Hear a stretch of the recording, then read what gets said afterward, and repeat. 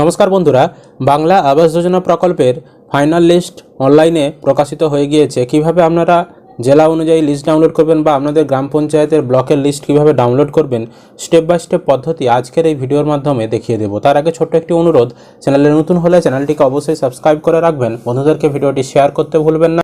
সবার প্রথম আপনারা যে কোনো ব্রাউজার ওপেন করে গুগলে চলে আসবেন। গুগলের সার্চ বটনে এসে আপনার জেলার নাম আপনি লিখে সার্চ করবেন।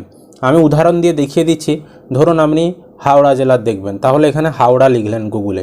হাওড়া লেখার পর দেখবেন আপনার সামনে প্রথমেই যেই জেলা আপনি সার্চ করেছেন সেই জেলার অফিসিয়াল ওয়েবসাইট চলে আসবে। তো এখানে haura.gov.in অফিসিয়াল ওয়েবসাইট হাওড়া জেলা চলে এসেছে। এবার এই অফিসিয়াল ওয়েবসাইটে আপনাদেরকে ক্লিক করতে হবে। আরেকটা বিষয় বলে রাখি, ভিডিওটা অবশ্যই শেষ পর্যন্ত দেখবেন। সব জেলার কিভাবে লিস্ট দেখবেন তার জন্য একটা লিঙ্ক আমরা দিয়ে রেখেছি ভিডিও ডেসক্রিপশন বক্সে, আই বটনে।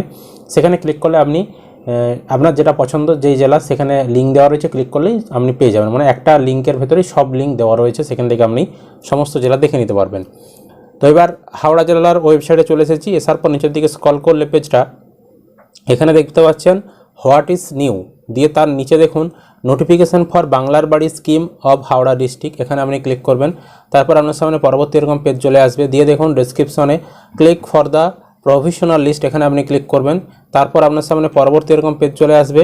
এবার এখানে দেখুন ওই যে জেলা, ওই জেলার আন্ডারে যে ব্লকগুলো রয়েছে সেই ব্লকের নাম এখানে চলে এসেছে। এবার আপনি যেই ব্লকের লিস্টগুলো দেখতে চাইছেন এখানে আপনাকে ক্লিক করতে হবে। এবার এখানেও তিন ধরনের লিস্ট রয়েছে। এলিজিবিলিটি লিস্ট মানে যারা যোগ্য টাকা পাওয়ার, তো তাদের লিস্ট দেখতে গেলে এলিজিবিলিটি লিস্টে দেখতে হবে। আর ইনএলিজিবল যারা অযোগ্য তাদের লিস্ট দেখতে গেলে ইনএলিজিবল লিস্টে ক্লিক করতে হবে।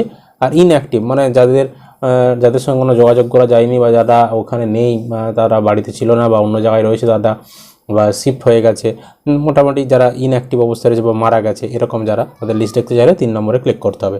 ধরুন আপনি যোগ্যদের লিস্টই দেখতে চাইছেন, তাহলে এই 1 নম্বর এখানে এলিজিবিলিটি লিস্ট, এখানে আমরা ক্লিক করলাম। যখনই আপনি ক্লিক করবেন একটুখানি লোড নেবেন, দেওয়ার পর দেখবেন একটা ফাইল আপনার ডাউনলোড হয়ে যাবে। দেখতে পাচ্ছেন যে ডাউনলোড অপশন চলে এসেছে। দিয়ে এখানে ডাউনলোড অপশানে আপনি ক্লিক করবেন।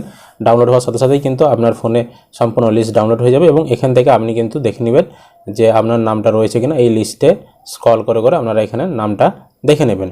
এটা গেল হাওড়া জেলার ক্ষেত্রে। আমি আরেকটা উদাহরণ দিয়ে দেখিয়ে দিচ্ছি। ধরুন আপনি দেখতে চাইছেন নদিয়া জেলার, তাহলে নদিয়া NADIA নদিয়া এভাবে লিখে দিলেন। লেখার পর পেজটাকে স্ক্রল করবেন, দিয়ে একইভাবে অফিসিয়াল ওয়েবসাইট nodia.gov.in এখানে ক্লিক করবেন। ক্লিক করার পর নিচের দিকে পেজটা স্ক্রল করবেন। একইভাবে দেখুন এখানেও হোয়াট ইজ নিউ বলে একটা অপশান আসছে। দিয়ে দেখুন এখানে provisional list of rural housing survey phase 3, phase 2, phase 1 এখানে দেওয়া রয়েছে।